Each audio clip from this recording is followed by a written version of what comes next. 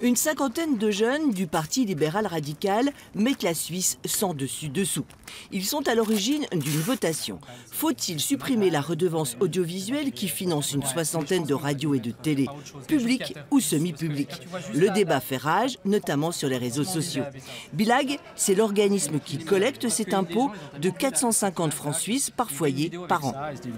Le système de redevance actuel, donc le système de paiement actuel, était injuste parce qu'il taxe les ménages de la même façon.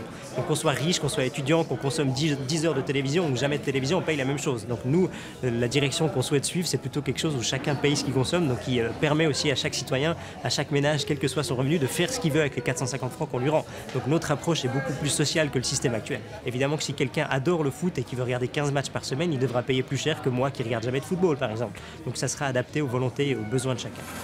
5, 4, 3, 2, 1... Premier bénéficiaire de la redevance, la SSR, la chaîne de services publics subventionnée à 75%, qui émet dans les 4 langues officielles du pays.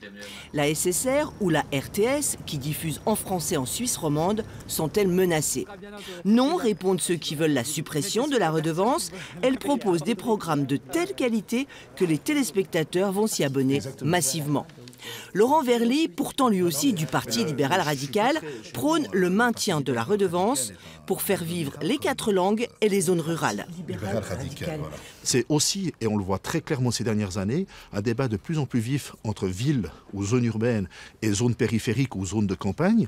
Et donc ce débat-là, par définition, si vous avez moins de moyens, vous vous concentrez là où il y a les gens, là où il y a les entreprises, là où vous pouvez, soit par abonnement, soit par publicité, compenser ce que vous n'avez plus ou pas du tout au moyen de la redevance. Et donc vous n'allez pas dans des zones reculées où il n'y a pas ces gens, où il n'y a pas ces entreprises. Direction Radio Chablais qui émet en Suisse romande. Les titres du journal, Quentin Frey. Un prix a été lancé. 50 salariés, un budget de 5 millions dont le tiers provient de la redevance. En cas de suppression de cette redevance, c'est la mort à terme de Radio Chablais qui propose tous les jours 2h40 d'informations.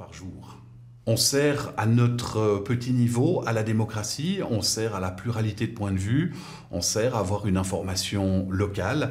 Alors on peut évidemment faire des choix après, faire des choix de société en disant seule l'information nationale est utile, ou seule l'information internationale est utile. Ça c'est vraiment un débat d'idées qui devra suivre. Un débat d'idées, cette votation a eu le mérite de le provoquer. Un service public, pourquoi faire et comment le financer? D'ailleurs, faut-il le garder, ce service public? Les jeunes du Parti libéral radical posent de bonnes questions. Dimanche le 4 mars, les Suisses y répondent.